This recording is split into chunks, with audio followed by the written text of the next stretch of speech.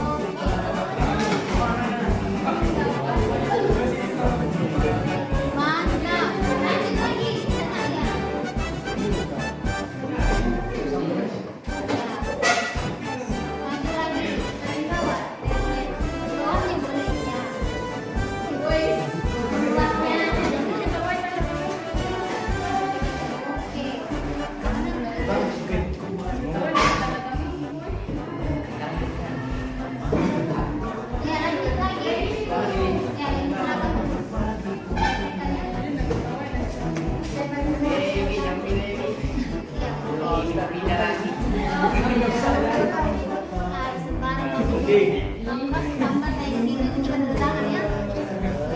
aman. Ini perawatan. Jadi tangannya selama tanda tangan itu ya nanti disebut saja. Pancasila. Oke, lanjut lagi. Kita kita. Menjalin kolaborasi.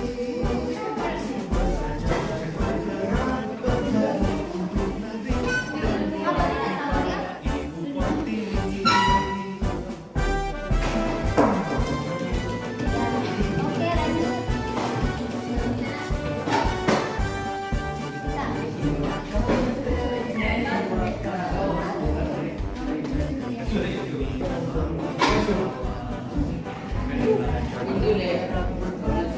Habis ini foto ya di sini ya. Foto di ininya.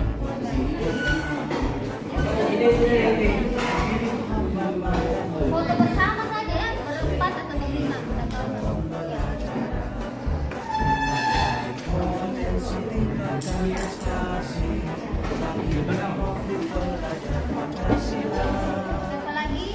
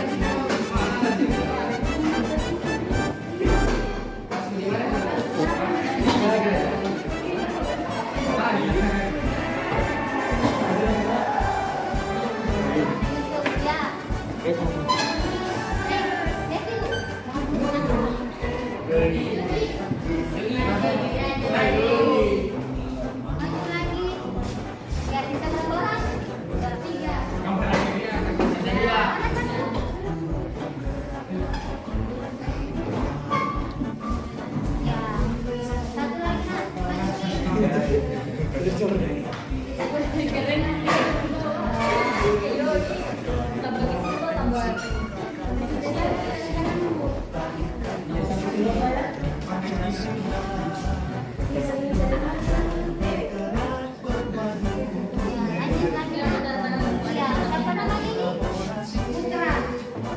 Ya. Berbagi, berbakti pada Ibu Pertiwi.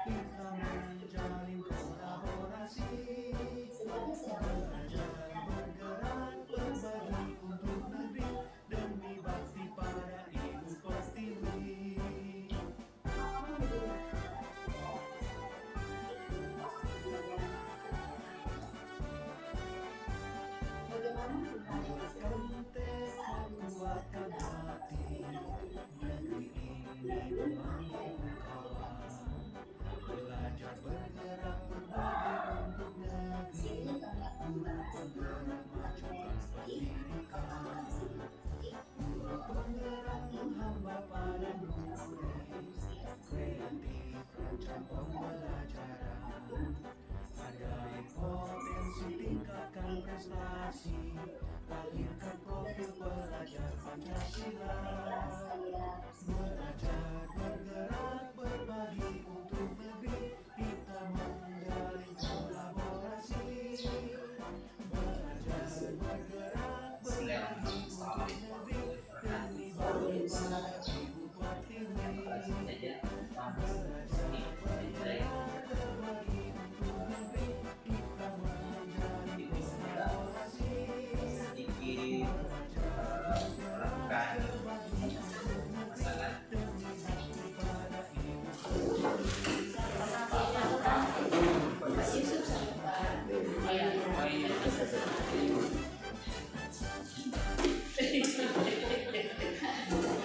sebenarnya itu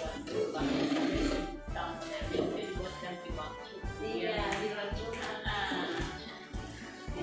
caranya begitu tapi karena ada juga waktunya sudah masuk volume 2 jadi takut juga teteran. Ya, untuk kegiatan kita yang pertama adalah kita coba melakukan kegiatan. Yang pertama ada yang bertindak sebagai A dan ada yang bertindak sebagai B. Kegiatan kita adalah coba lakukan. Jadi yang A ini tugasnya adalah mengepalkan tangan satu tangannya, kemudian coba Anda bayangkan bahwa yang digenggam itu atau yang kita kepalkan itu menyimpan sesuatu yang sangat berat ke dalam kepala tangan kita. Kemudian kita perlu menjaga benda tersebut sekuat tenaga karena begitu pentingnya untuk kehidupan kita. Kemudian yang kedua, bagian B itu sebagai rekan kita, teman.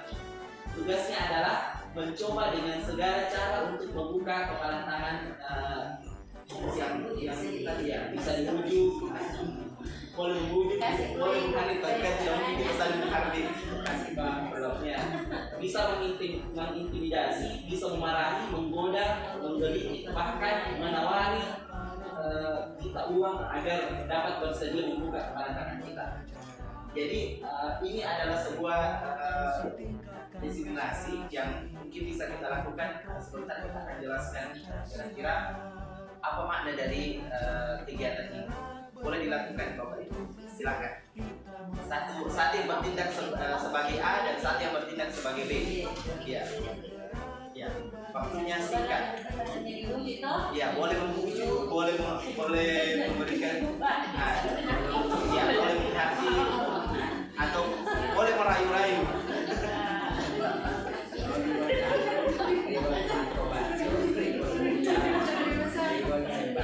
Jadi yang menggenggam itu menganggap ada yang saya pegang ini adalah sesuatu yang sangat berharga dalam diri saya. Kita berusaha sekuat tenaga untuk mempertahankan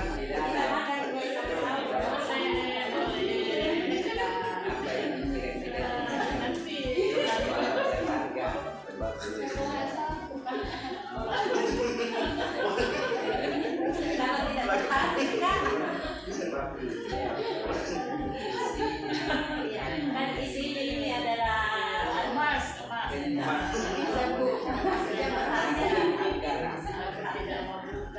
Saya hanya mau lihat akan ilustrasi. Oke, terima kasih banyak Bapak Ibu sekalian. Aplaus untuk kita. Oke. Selanjutnya kita ingin bertanya pada diri kita untuk yang H.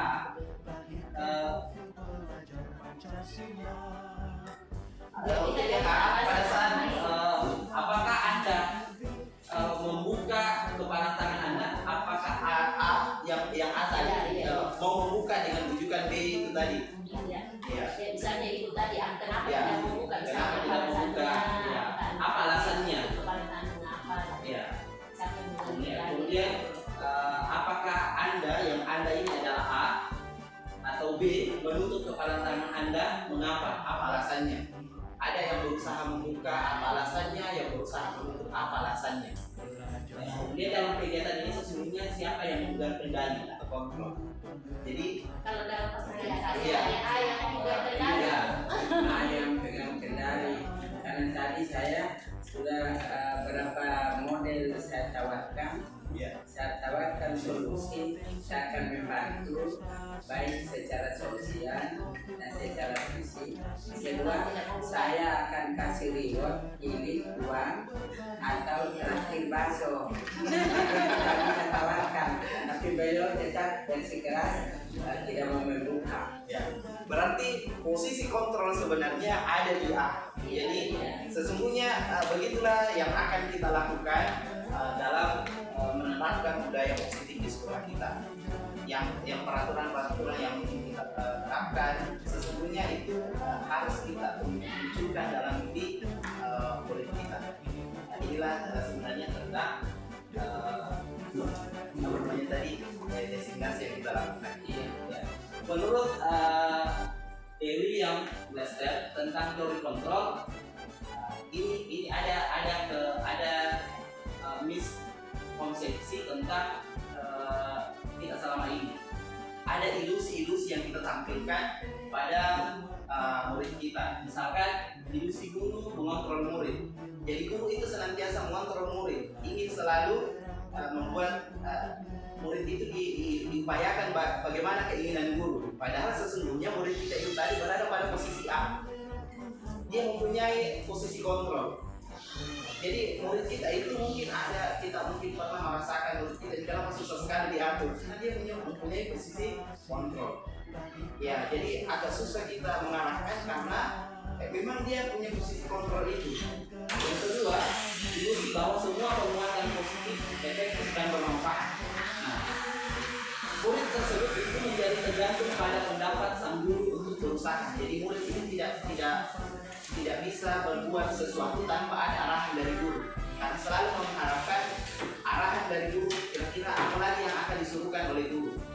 Nah, pasti yang disuruhkan oleh guru semuanya yang baik-baik. Tapi anak-anak ini tidak bisa kreatif menciptakan sesuatu yang baik dalam dirinya. Kemudian kita juga beranggapan bahwa ilusi, kritik dan membuat orang merasa bersalah dalam menguatkan karakter. Ini juga sering kita lakukan. Kita bisa mendapatkan anak-anak melakukan kesalahan. Saat itu juga kita tindaki dengan membuat dia merasa bersalah. Nah, kritik dan rasa bersalah ini untuk mengontrol menuju pada identitas gagal. Jadi kalau ada sesuatu yang dilakukan anak kita salah, kemudian pada saat itu kita membuat dia merasa bersalah, maka saat itu tidak akan mau lagi melakukan sesuatu yang baru baginya. Sebagai bentuk kreativitasnya, dia akan selalu terbayang-bayang bahwa nanti dimarahin lagi sama guru kalau melakukannya, merasa diintimidasi. Ya. Jadi dia tertutup pemikirannya, perbuatannya. Kemudian ilusi bahwa orang dewasa memiliki hak untuk memaksa. Karena kita semua guru itu biasanya merasa, karena kita sudah dewasa, biasanya selalu memaksa kepada murid kita untuk melakukan sesuatu. Jadi perilaku memaksa tidak akan efektif untuk jangka waktu panjang. Bisa saja kita melakukan paksaan di awal, tapi itu jangan terus menerus. Cukup sesekali jika misalkan murid kita itu melakukan sesuatu yang keliru, maka boleh kita memaksakan tapi jangan terus menerus.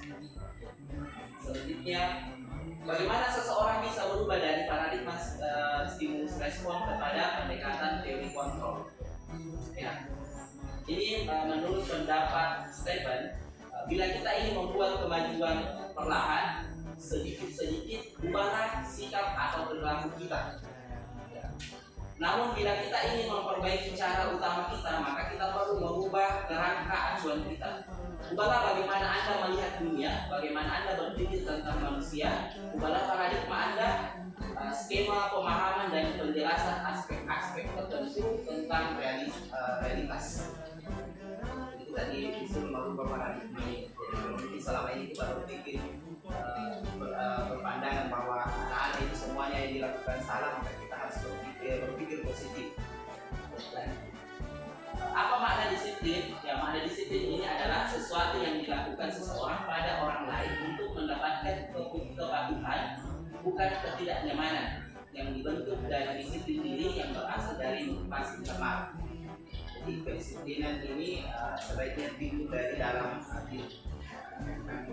Ya, nanti kita kalau sudah timbul dalam diri murid kita, insya Allah kita tidak akan sulit lagi mengajak untuk mematuhi kedisiplinan yang diterapkan di sekolah. Nilai-nilai kebajikan universal adalah nilai-nilai adalah sifat-sifat positif manusia yang merupakan tujuan mulia yang ingin dicapai setiap individu. Nilai-nilai yang ingin kita capai adalah akan kita menerapkan kurikulum merdeka dan juga bagaimana yang dalamnya adalah kita membentuk profil pelajar Pancasila, di mana ada 6 elemen yang ada 6 dimensi yang ingin kita capai. Yang pertama adalah beriman dan bertakwa kepada Tuhan Yang Maha Esa dan berakhlak mulia. Yang kedua adalah mandiri yang berkebinekaan global, kreatif, bergotong royong dan berlaku. Selanjutnya silakan buat materi teori.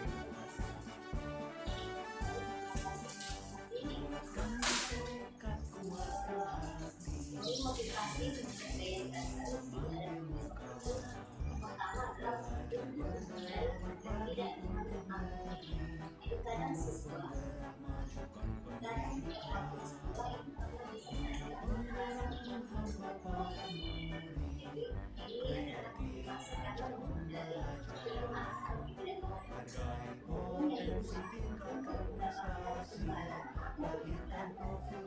jadi kadang orang seseorang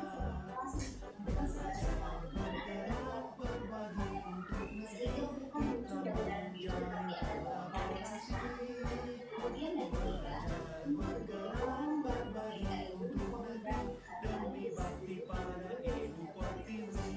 jadi teori motivasi apa yang bagus dan sehingga anak kita ini tidak terbangun pada tetapi benar-benar adanya motivasi dari dalam diri jadi adanya motivasi. Kemudian jadi biasa kita lakukan di sini adalah konsekuensi. Serasa bahwa kita hukuman itu sudah tidak ada lagi karena hukuman itu sendiri merupakan sifat tiba-tiba. Artinya kita lupa tetapi kita tiba-tiba memberikan hukuman berdasarkan sedangkan konsekuensi ini merupakan bentuk yang sudah disepakati antara atau tidak segera ditulis. Jadi di sini kadang kita sudah memberikan konsekuensi kepada anak didik kita pada saat contohnya pada saat mereka menggunakan karet. Misalnya kepastian itu melepaskan karena memang anak-anak sudah tahu bahwa ini adalah konsekuensi yang saya kemudian pekerjaan di sini sangat berpengaruh mana pekerjaan kamu itu yang mengerjakan. Kemudian pekerjaan ada yang tidak efektif. Kemudian pekerjaan itu bisa merusak hubungan. Ada bisa mengurangi kecepatan ini sudah ada riset di Bapak Ibu.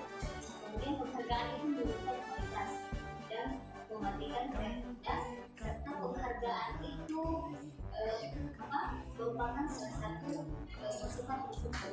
Contohnya misalkan kita memberikan perhatian kepada anak-anak, misalkan kita memberikan perhatian dan besar ranking 2 itu merasa terhukum. Kenapa? Karena tidak mencapai tingkat keselamatan. Sedangkan motivasi dari dalam diri atau intrinsik, nah ini yang merupakan yang terdapat dalam diri anak yang sedikit bagus yang perlu kita berikan.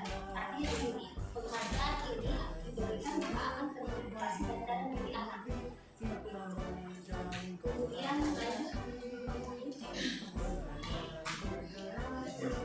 materi selanjutnya adalah keyakinan kelas. Mengapa kita sebelum masuk ke dalam keyakinan kelas, maka yang pertama yang harus kita lakukan adalah pertanyaan, mengapa keyakinan kelas? Mengapa tidak peraturan kelas saja? Yang kedua, mengapa adanya keyakinan kelas penting untuk terbentuknya sebuah budaya positif? Bagaimana mewujudkan sebuah keyakinan kelas yang efektif? Ini mungkin yang pertama kali yang harus muncul di dalam diri kita pada saat sebelum melakukan keyakinan kelas. Nah, kemudian ada prosedur pembentukan keyakinan sekolah atau keyakinan kelas. Yang pertama, mempersilahkan warga sekolah atau murid di sekolah atau di kelas untuk bercurah pendapat tentang peraturan yang perlu disepakati di sekolah atau di kelas. Kemudian kita mendokumentasinya dalam bentuk mencatat semuanya. Nah, yang kedua, masukan para murid atau warga sekolah bisa di papan tulis atau bisa di kertas,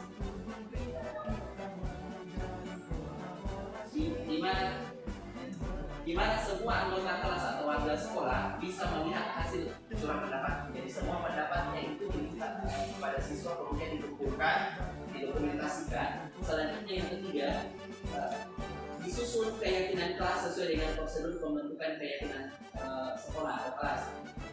Kita mengganti kalimat-kalimat dalam bentuk negatif menjadi positif. Contohnya, kalimat negatif, jangan berlari di kelas atau koridor.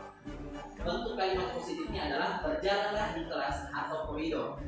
Jadi kata negatifnya itu adalah jangan atau tidak boleh.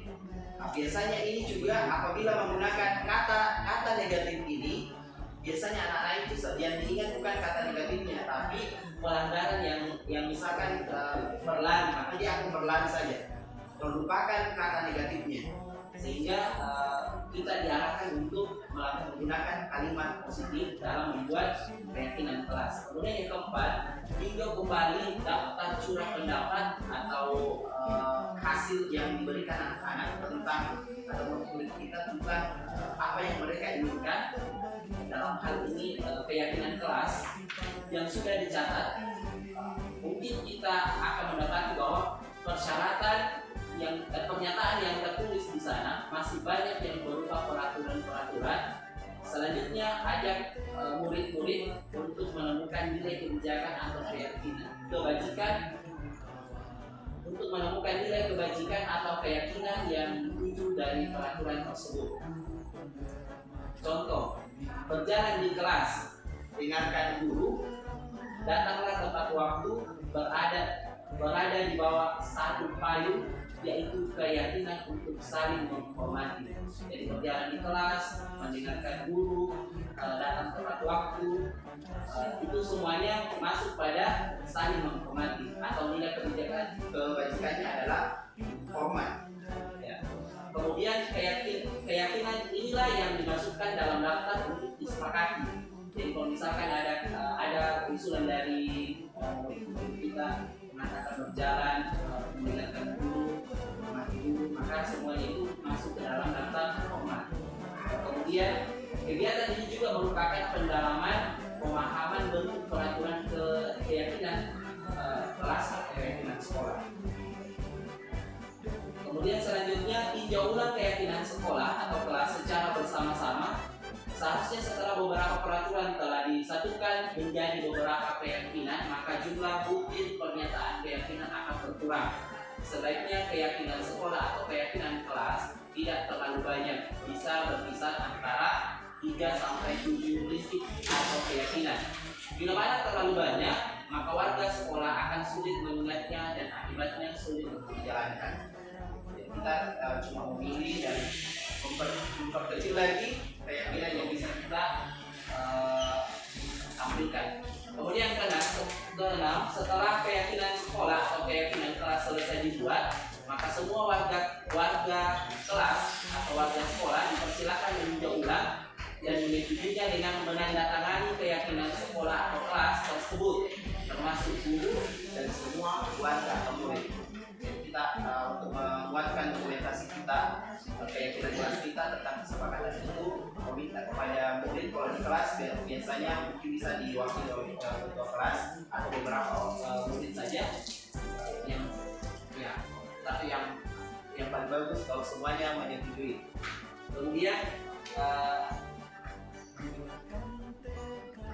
keyakinan sekolah atau keyakinan kelas selanjutnya bisa dilekatkan di dinding kelas di tempat yang mudah dilihat semua warga sekolah, bisa dipajang hasilnya ini, sehingga semua keyakinan yang kita buat itu bisa dibaca kembali dan selalu diingat oleh murid-murid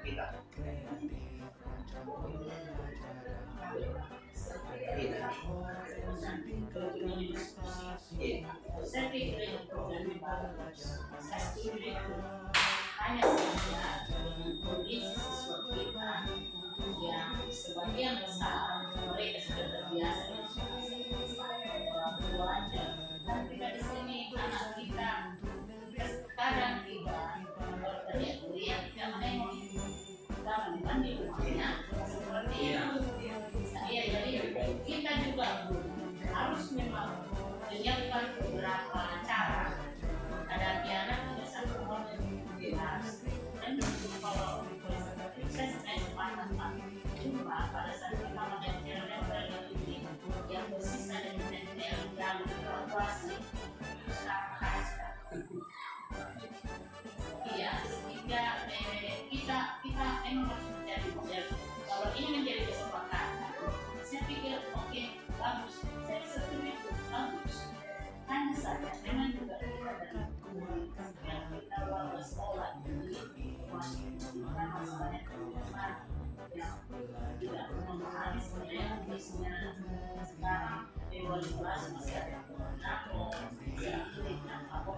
Padahal itu salah satu kepercayaan orang tua adalah memberikan rapor tepat waktu sehingga dia tahu bahwa kelas dengan aku. Tapi kalau sampai saat keberhasilan di mana dia berhak mengontrol sekolah. Jadi maksud saya memang selalu berdoa yang mudah-mudahan semua yang mahasiswa semua kita saya pikir ini yang mudah ya udah kalau tidak bisa semuanya paling tidak kira-kira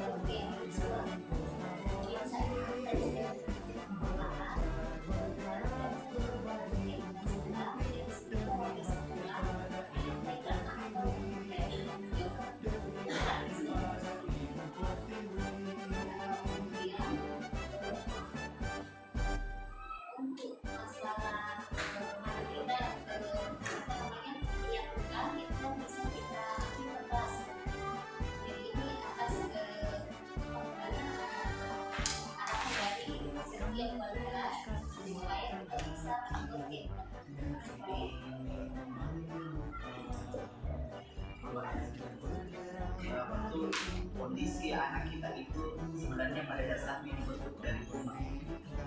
Jadi itu tidak dipikir bahwa anak kita itu semua apa yang dilakukan di sekolah itu pada dasarnya membawa dari rumah.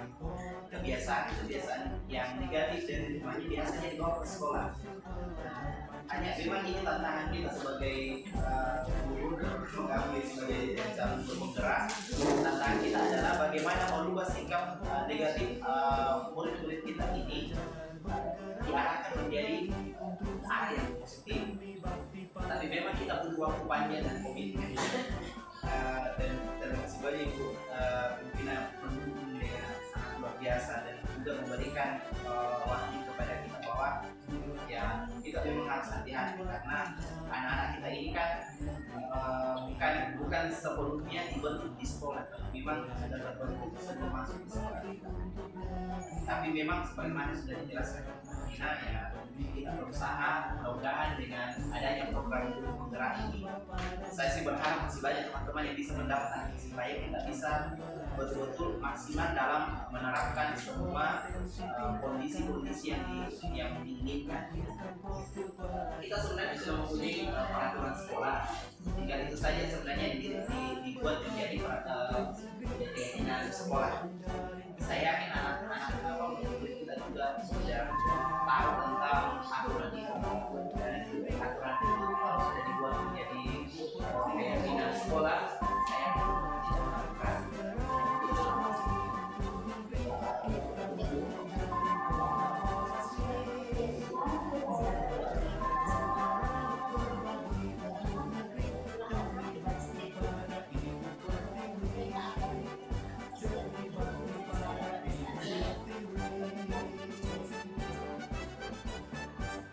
Kalau saya melihat begini, itu aturan dari sekolah, ada aturan secara nasional ya, ada aturan juga di sekolah.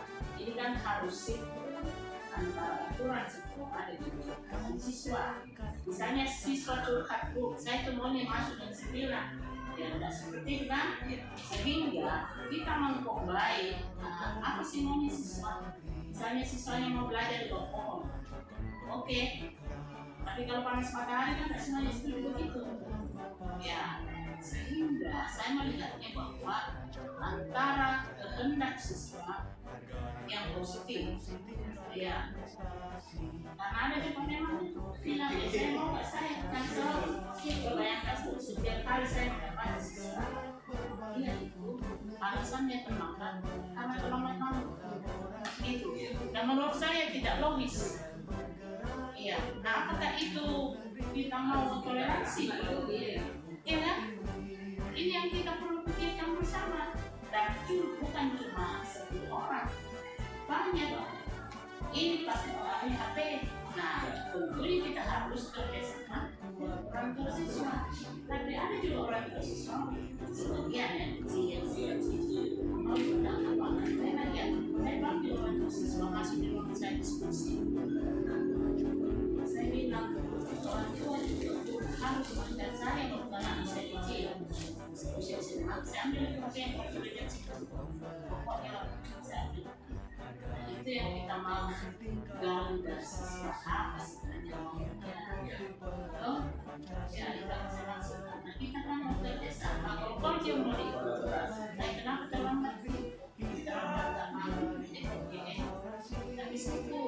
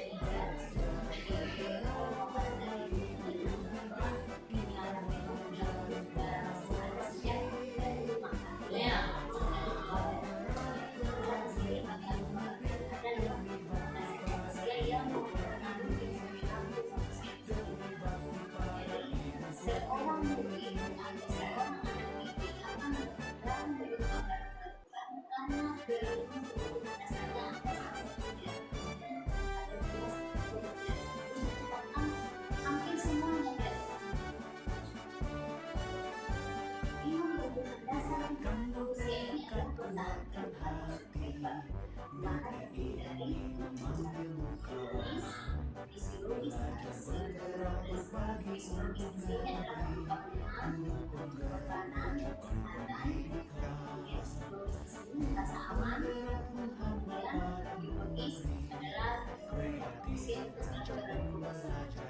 kemudian dasar yang kedua adalah kasih sayang dan kasih. Ini bagi sekarang siswa kita merasa bahwa ibu. Jadi kita sebagai guru apabila kita disebut dengan anak kecil kita yang punya ada anak seperti itu. Artinya dengan kasih sayang seorang anak ini dia memberi perhatian kepada kita.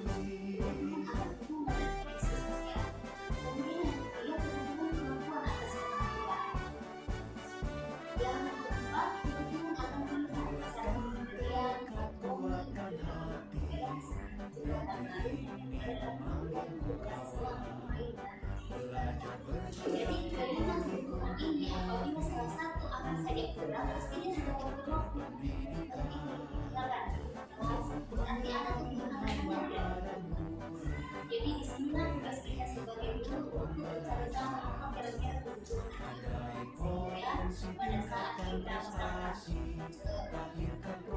mendapatkan seorang suami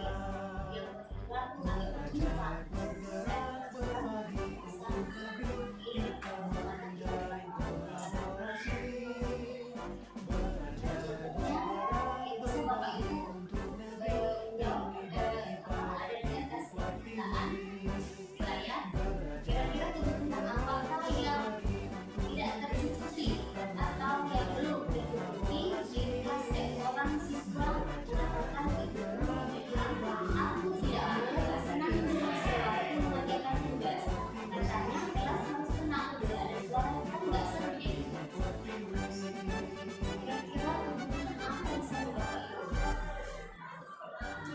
Kalau saya itu kebutuhan utamanya itu dalam dunia pendidikan khusus kesehatan itu juga psikologinya, bagaimana memang kita bisa membuat titik kesadaran keyakinan berindividu dengan catatan andaikan kita mau berkolaborasi, mau menyambut mereka tiap hari di sekolah ini, contohnya karena saya lihat nilai kedekatan itu sebuah kebutuhan psikologis mereka seperti tadi ketika siswa bilang ibu, jadi mereka memang butuh pengakuan keyakinan untuk memberikan reward penghargaan sehingga psikologinya yang lebih baik mungkin akan melahirkan rasa hormat.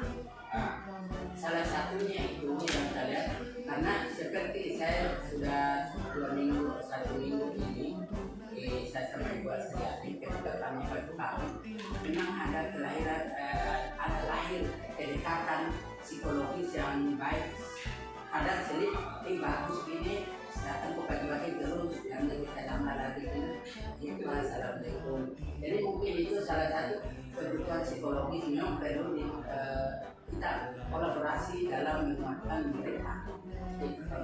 Di samping memang dampak seperti bilang ibu tadi pembawaan karakter dari keluarga Baca soalnya ya, guru bilang aku tidak boleh bersenandung sebab tugas.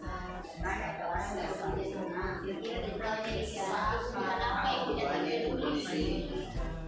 Kalau saya melihat ini siswa adalah perhatian. Iya, Tindakan kita adalah perhatian mau disapa. Iya, itu jaga kebutuhan apa? iya. Kebutuhannya adalah kurang perhatian dari rumahnya. Kenapa? Karena dia kan mau disapa, perhatian. Mungkin atau karena ibunya yang perhatian atau dari temannya sendiri. Yang tidak terpenuhi adalah Terus soal kedua, jadi kita kan yang guru contohnya tuh project pertama itu guru bilang aku tidak boleh. Jadi sekali-kali kalau dia bersenandung maka mungkin kita harus bilang gini, aduh bagus senandungnya tapi barangkali tidak perlu lama-lama ya nak karena kita masih mau lagi apakah gitu ya. Intinya barangkali di sini apapun yang dilakukan siswa kita tidak boleh langsung hukum menjas, tapi kita kayak berdiri penghargaan meskipun di belakang nanti baru ditunjukkan di sini dekat pikirannya. Misalnya ini, guru tidak menyapa aku padahal saya pakai jilbab terakhir. Saya kan siswa juga kan ada yang pakai jilbab di sini jilbabnya, saya pakai kadang itu mendekati. Ya, wah perlu nggak pakai ini nah? Cantik juga sih. Itu mungkin sih. Ini cara perhatian. Ya, karena boleh jadi dia pakai itu karena mau diperhatikan.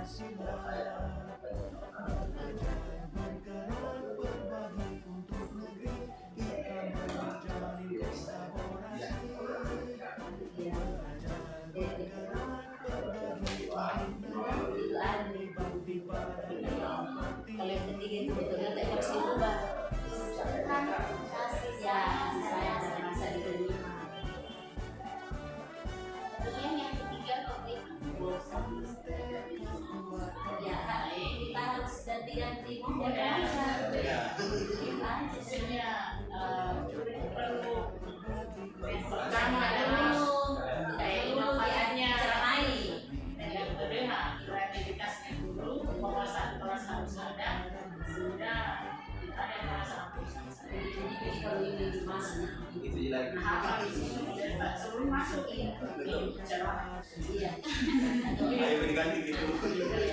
ada untuk bisa mencari tempat. Jadi saya belum pernah melihat posisi berjalan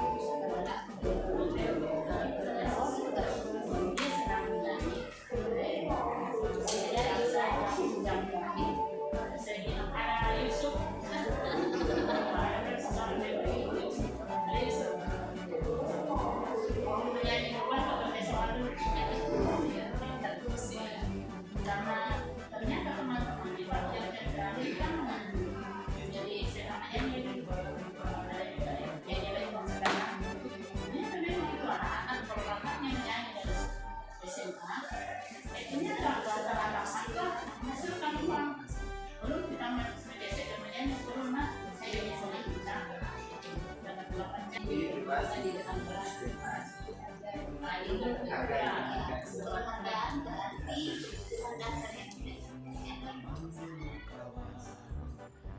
jadi kan begitu ini sebenarnya juga iya begini anak-anak itu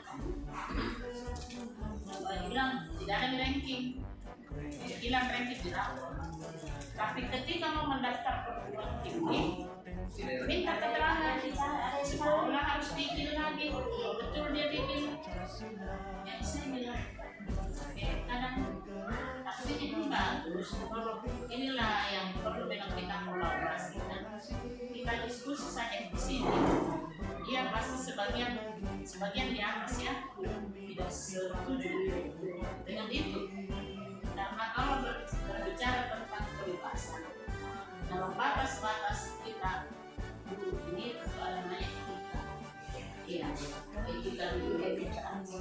nah saya menyampaikan bahwa etika yang kita harus tanamkan tidak lagi berarti mau saya bagaimana nilai yang kita awal sesuatu berdasarkan lain ketika dikatakan untuk kebebasan dan kalau barangkali kita mau dengarkan juga ikuti ya Ini mungkin saya biasa kan ada di sosiologi memang. Saya bertanya sama anak, apa sih penelitian kebebasan? Mereka selalu mengatakan bahwa saya bebas.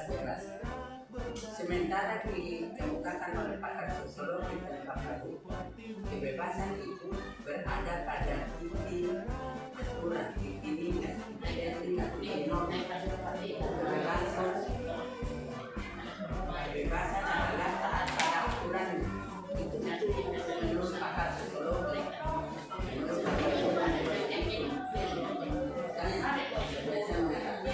Apa sih kebebasan yang dan sebelum hampir sama semampu tapi tidak coba buka pakar sosiologi. Kebebasan adalah ketika pada aturan norma dalam kehidupan mulai norma kita, norma nilai, norma agama, norma budaya, norma berbudaya bukan kebebasan sebebasnya yang kau mau karena kami bukan manusia kita manusia harus berbudaya ada etika norma sosial jadi harus mengikuti intinya aturan itu kebebasan.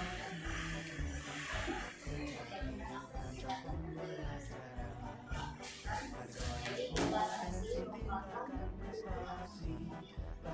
kemudian jadi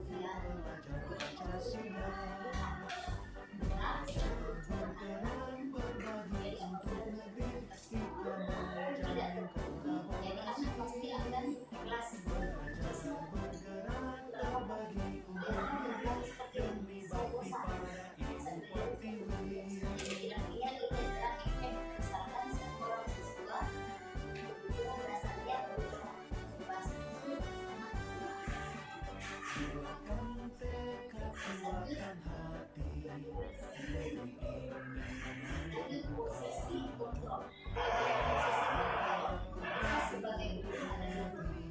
yang pertama posisi tertipu, posisi membuat rasa bersalah, posisi teman, posisi teman dan posisi bisa saya bedakan begitu. Silahkan apa ya terkait masalah ini kontrak yang lebih kontrak semuanya lagi ya ada apa kita kan sering bertemu dengan pakar-pakar yang itu melalui jasa mungkin bisa dibahasakan kita itu kita tuh sebenarnya dengan kurikulum itu sebenarnya apa ya dengan siswa kurikulum dengan siswa kita di seperti itu exhibition presentation lain kembali siswa kita ini dulu beberapa orang saja dengan sekian banyak siswa yang menuntut kebebasan ini berbeda-beda. Terus di SMA itu siswa diberikan kebebasan yang sebebas-bebasnya, sedangkan maksudnya kebebasan yang terbatas ya. Sedangkan di perguruan tinggi mereka menjadi mahasiswa, mereka dituntut untuk mengerjakan tugas secara mandiri. Maksudnya tidak pernahkah kita sebagai guru merasakan itu?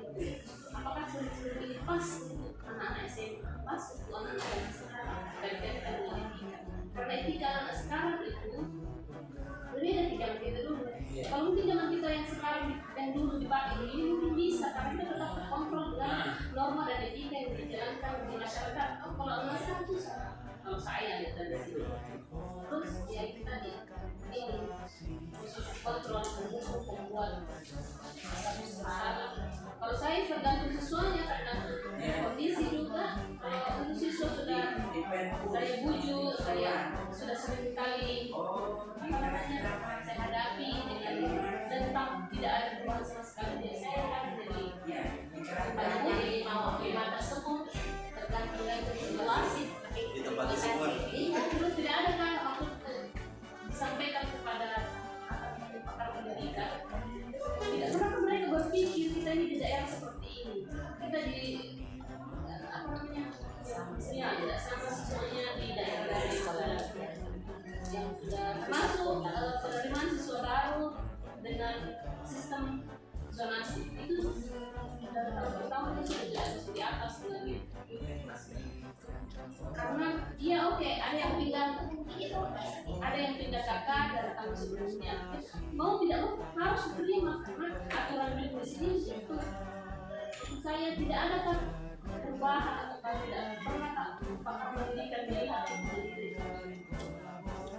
dan kasus kemarin sekarang di news yang saya baca kasus di apa namanya perusahaan kedokteran itu baru perangkat sistem sudah dikeras, sistem ini sudah dibilang kemana saja kemarin, bukan hanya di dunia kemarin sampai ada yang meninggal pun di kedokteran itu.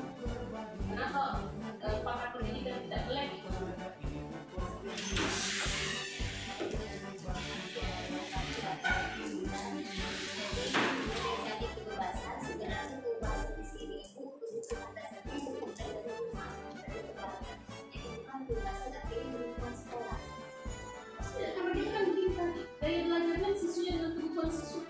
Siswanya suka begini, suka di luar, di luar. Siswanya suka di dalam, di dalam. Artinya begini, apabila sekelompok murid itu belajar di luar rumah, kalau memang itu mereka menerima konstitusi yang sangat berkuasa, tidak masalah. Kita berikan, karena kita sekarang sebagai pendidik itu harus memberikan apa yang anak didik mau. Ini seperti itu. Karena kita berpihak kepada murid. Jadi apapun yang mereka senangi, apapun konsekuensi yang mereka terima, tidak apa. Kita biarkan saja. Tetapi alangkah baiknya kita sebagai guru seperti nanti saya resiko siswanya itu bilang, Bu, waktu saya guru, saya tanya balik, nah, ditahan tidak panas? Ini panas. Langsung bilang, oh iya, panas. Sudah tidak jawab. Jadi saya berikan pertolongan kepada mereka, jangan sampai pada saat keluar ruangan mereka malah tidak nyaman. Kemudian di posisi dokter, posisi dokter membuat rasa bersalah, memang kemudian yang itu jadi karena bahwa bisa saja semuanya bisa dilakukan. Ya benar, jadi tidak menutup kemungkinan seorang guru itu tidak melakukan posisi hukum pasti. Ya seperti yang dikatakan bahwa bisa saja seorang guru menggunakan ada sesuatu yang melanggar peraturan tanpa sepengetahuan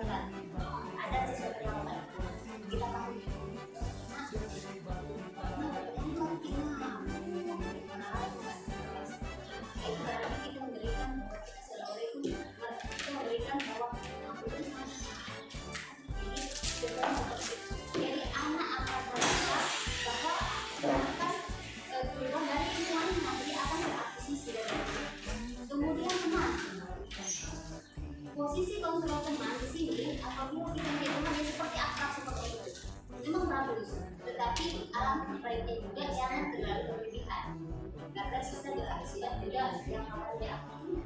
Kemudian pemantau. Untuk posisi kontrol pemantau di sini kita menawarkan konsekuensi kepada anak. Jadi pada saat kita memberikan tindakan kepada anak, mereka sudah tahu konsekuensinya apa. Dan posisi kontrol yang paling bagus adalah mediasi. Jadi kita di sini belajar, saya juga sendiri Bapak Ibu belajar sebagai posisi kontrol mediasi, di mana kita melakukan tindakan restitusi kepada anak yang adanya kolaboratif dengan anak apa langsung kita memberikan pilihan kepada anak dan anak sendiri yang akan menyelesaikan permasalahan lain tanpa kita berikan solusi. Ya begitu pemaparan saya tadi cobalah sekali-kali Anda berdua menyampaikan siapa yang bisa dikasih ceramah ini Masih lelah. menyampaikan keluhan-keluhan itu jalan. Kalau saya merasa itu ini dengan memang sudah zamannya sekarang, sudah zamannya memang ada dalam orang mungkin seperti itu. Sudah zamannya anak seperti itu kita dengan kurikulum merdeka itu apa nih, semakin bebas dan semakin membawa anak semakin tidak dirugikan. Saya akan membawa ke sana kalau dia tidak paham.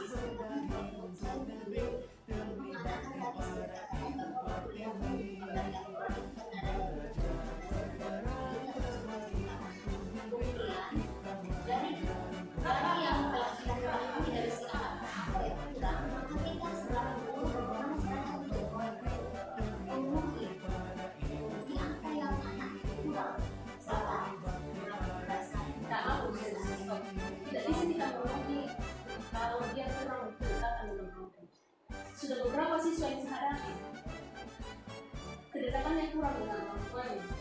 Membangun kerjasama dengan orang tua itu sangat sulit. Dan tidak mungkin saya menyampaikan ibu kata ini. Saya pakai bahasa yang paling halus saja. Apa dia orang tua? Saya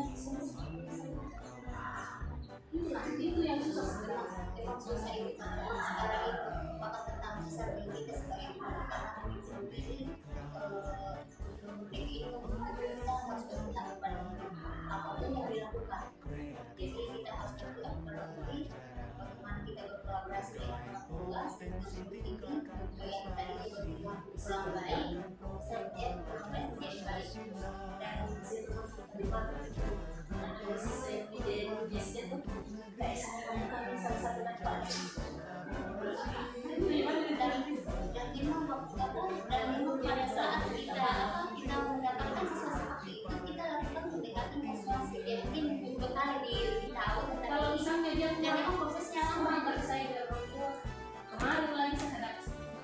Saya bilang kalau butuh untuk datang ke kursi ini, tapi itu kan pasti berbeda.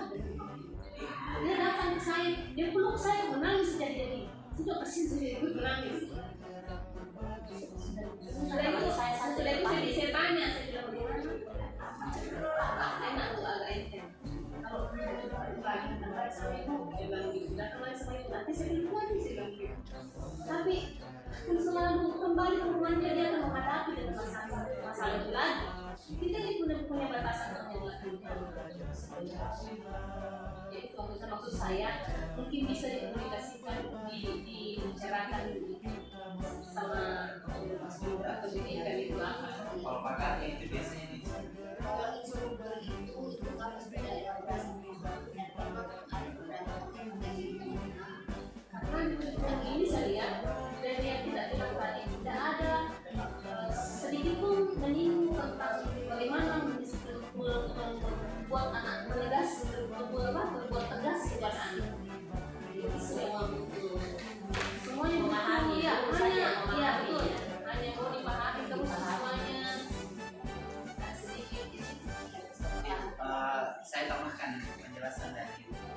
Jadi kurikulum merdeka ini sebenarnya bukan tujuannya untuk membebaskan anak-anak dalam hal beretika, karena memang kurikulum merdeka itu poinnya ada di P5-nya, bukan P3, profil pelajar Pancasilanya. Jadi adapun materi dan semacamnya sama dengan kurikulum yang lain yang biasanya digunakan, tapi memang yang dibutuhkan itu adalah muncul profil pelajar Pancasila, di mana etika itu sebenarnya diatur di dalamnya, di akhlaknya itu.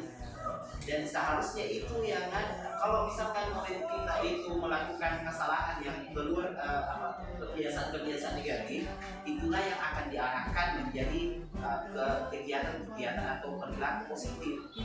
Hanya saja karena kita dibatasi dengan undang-undang perlindungan anak juga, sehingga kita memilih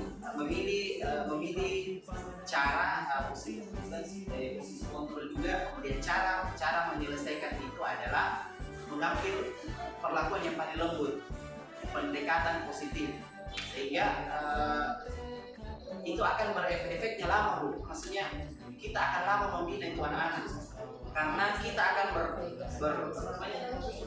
tidak instan. Memang kita akan beradu dengan kondisi rumah dengan kondisi sekolah. Kita mungkin di sekolah selama 8 jam memberikan perlakuan yang positif, sampai di rumah akan mendapatkan negatif. Nah, inilah sebenarnya kenapa kita dituntut untuk berkolaborasi dengan orang tua. Hanya tantangannya besar, karena memang orang tua juga ada yang peduli, ada juga yang tidak peduli. Ya, luar biasa. Ya. Bahkan ada orang tua yang tidak mau tahu tentang bagaimana kondisi anaknya sebenarnya. Intinya sekolah melakukan tindakan kepada murid itu kalau dalam bentuk pendisiplinan itu sebenarnya bisa saja kita melakukan. Sebenarnya kalau tidak dilakukan kesepakatan itu jatuhnya ke hukuman, tapi kalau melakukan kesepakatan itu jatuhnya ke konsekuensi. Misalkan anak-anak itu sudah beberapa kali diingatkan kalau melakukan lagi ini, maka nanti konsekuensinya adalah kamu ditindak, disuruh mencuci WC. Karena konsekuensinya sudah dijelaskan, maka itu tidak jatuh kepada hukuman. Tapi kalau misalkan karena belum dia tahu apa konsekuensinya, tiba-tiba diberikan disuruh mencuci WC, nah itu jatuhnya ke hukuman. Sehingga sebenarnya di guru penggerak ini kami juga sebenarnya sudah bertanya masalah itu. Termasuk ada teman guru waktu elaborasi kemarin itu bertanya begini, Bu. Saya kurikulum Merdeka ini terutama tentang etika anak ini, saya sepertinya bertentangan dengan agama saya, kebetulan Islam. Dia membahas satu hadis. Jadi tidak boleh melakukan kekerasan. Jadi dia mengatakan kalau di agama saya itu menjelaskan bahwa pukullah kalau bersalah, kalau saja tidak sholat di usia itu.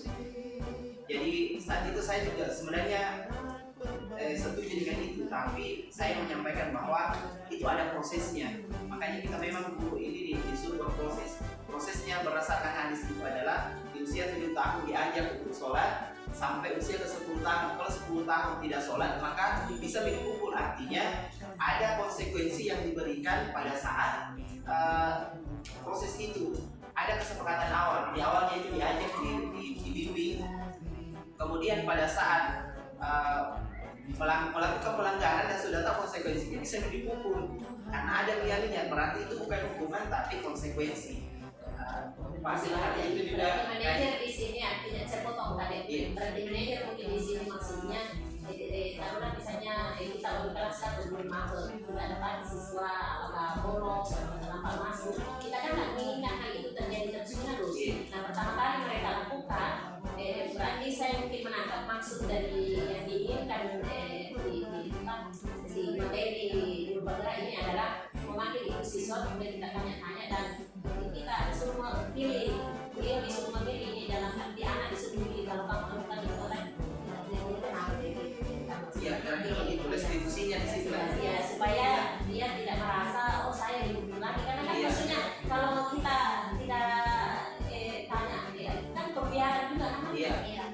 Kita sebenarnya di guru penggerak ini tidak menuntut kita untuk melakukan pembiaran kepada perlakuan negatif, tapi kita melakukan restitusi, bisa melakukan restitusi manajer ya. Tadi sebenarnya kita sudah paham itu. Jadi memang pada saat ada anak-anak melanggar itu jangan dibiarkan, langsung dipanggil tapi tetap dijaga privasinya. Iya, betul. Ya, jadi dipanggil di dalam Jadi suatu barangkali ruangan. begini Pak, ini materi tak sebenarnya untuk semua guru. Taruhlah saya, oke lah, bersyukur saya sebagai wali kelas belum apa Ibu Ida sebagai guru BK. Nanti mungkin kalau misalkan kami dibutuhkan untuk membahas kembali materi di waktu yang berbeda.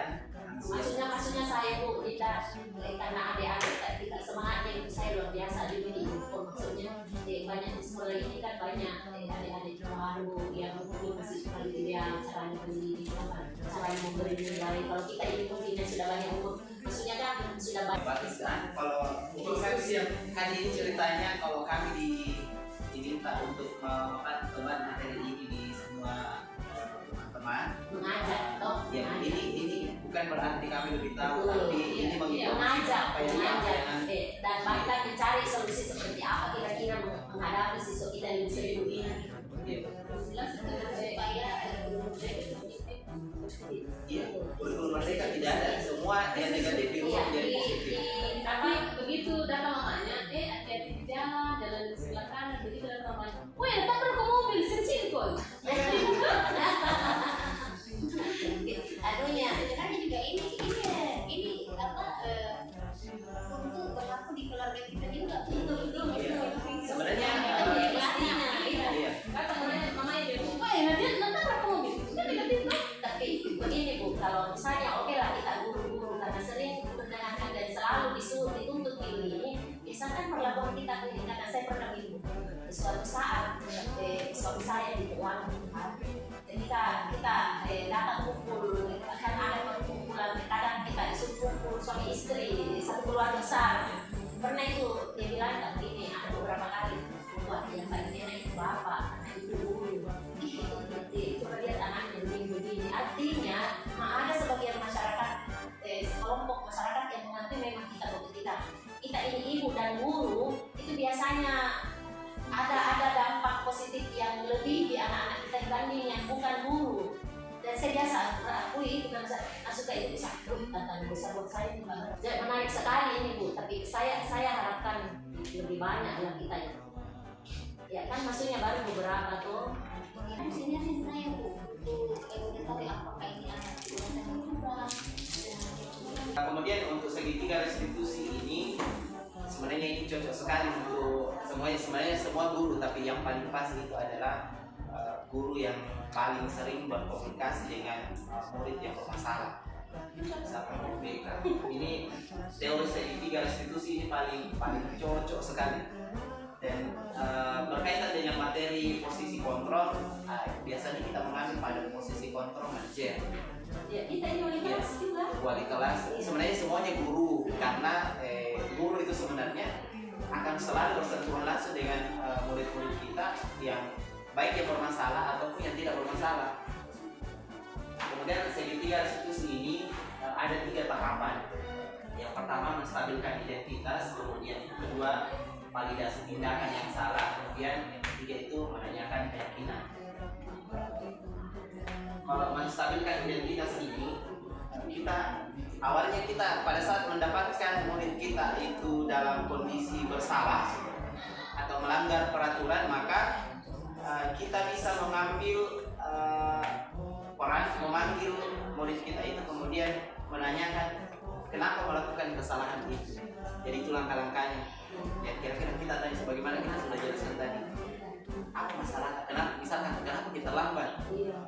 Di situ sebenarnya setelah digali informasi, kemudian kita meminta untuk apa? Jawabannya.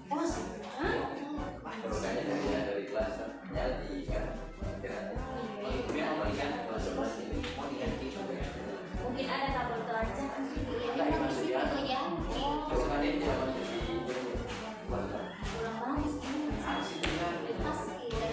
harus itu kan.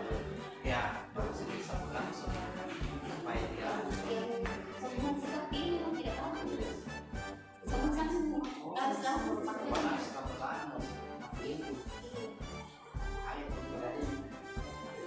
Biar dilanjut saya tidak terlalu banyak. tinggal sisain satu. Kemudian setelah kita bertanya dan anak murid yang melakukan kesalahan itu menyampaikan masalahnya. Kemudian kita melakukan tindakan berikutnya yaitu validasi tindakan yang salah. Kita menyampaikan tindakan ini menurut kamu benar apa salah. Jadi dia sendiri aku mengakui bahwa salah, saya salah. Nah, setelah itu kalau dia sudah merasa salah, maka kita meminta solusinya. Kira-kira kalau kamu salah seperti ini, ya. Jadi kalau tindakannya yang sudah salah itu, kemudian kita tanyakan keyakinannya, kira-kira apakah kamu melakukan ini sudah sesuai dengan aturan atau tidak? Nah, pasti dia akan menjawab tidak sesuai. Jadi kemudian kita meminta kira-kira apa solusinya. Jadi anak sendiri yang melakukan solusi sebagaimana tadi disampaikan edukasinya. Jadi sebenarnya kita tidak memberikan solusi, tapi mereka sendiri mencari solusinya. Solusi itulah. BK itu tidak menyelesaikan masalah. Iya, betul. Tapi memberikan poin-poin apa namanya? Poin-poin Penyelesaian. bukan penyelesaian. Pemantik untuk menggali. Bukan. Apa namanya? Dia dibikinkan tahapan-tahapan bikin yang mana? Apa yang Ada jalur jalur yang dia ikuti. Iya. Dan kalau dia bermasalah, kita tidak tanya kenapa kau bikin masalah. Kalau misalnya dia datang, yang sebenarnya yang seharusnya, kalau misalnya dia datang, kita tanya apa yang kau perbuat sampai masuk ke sini? Ya. Apa bisa di sini? Iya. Ya itu. Ya, kira-kira begitu restitusi, Bu. Jadi digali dulu informasinya, kenapa dia melakukan kesalahan, kemudian biarkan dia menceritakan masalahnya. Setelah itu baru kita melakukan dia diberikan penguatan. Setelah itu diberikan penguatan. Oh ini memang hanya di sini ada tambahan mungkin yang jangan kita lakukan adalah anak-anak itu diakui kesalahannya. Betul gitu. Itu kesalahanmu memang namanya juga manusia biasa pasti melakukan kesalahan. Hanya bukan berarti kesalahannya ini didukung. Diakui kesalahannya bahwa dia sebagai manusia pasti salah. Nah sehingga dia tidak merasa terlalu berat kesalahannya itu sehingga dia akan merasa perubahan dalam dirinya, tidak merasa terpukul, tidak merasa diintimidasi, tapi dia merasa bahwa oh ini kesalahan saya sendiri, tapi kesalahan ini saya akan perbaiki. Dia akan melakukan itu bahwa penguatan kesalahan yang dilakukan itu bisa diselesaikan dengan melakukan validasi tindakan yang salah. Nah, setelah itu baru dilakukan menanyakan keyakinan. Jadi setelah masuk ke keyakinan itu barulah diberikan penguatan kamu pasti bisa menyelesaikan masalah ini. Setelah murid kita itu memberikan solusi, ya nanti solusinya itu nanti dia ingat sendiri solusinya. Jadi dia akan selalu ingat, saya tidak boleh terlambat karena saya sudah berjanji tidak boleh terlambat dan saya harus bisa. Dan kita kuatkan keyakinannya bahwa kamu pasti bisa melakukan ini sebagaimana teman-temanmu yang lain. Jadi untuk segitiga restitusi ini tidak tahu karena kalau menurut saya kita sebenarnya pernah melakukan, tapi kita tidak tahu ini apa namanya.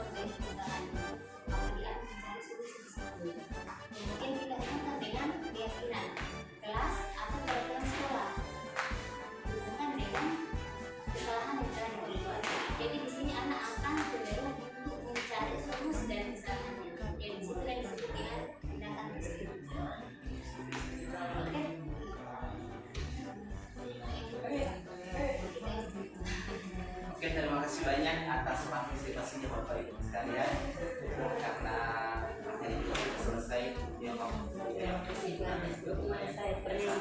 Terima kasih banyak atas apresiasinya sekali lagi. Silakan dinikmati. Kami berdua mengucapkan terima kasih banyak atas kesempatannya. Saya kiri. Assalamualaikum. Untuk negeri kita menjalin kolaborasi.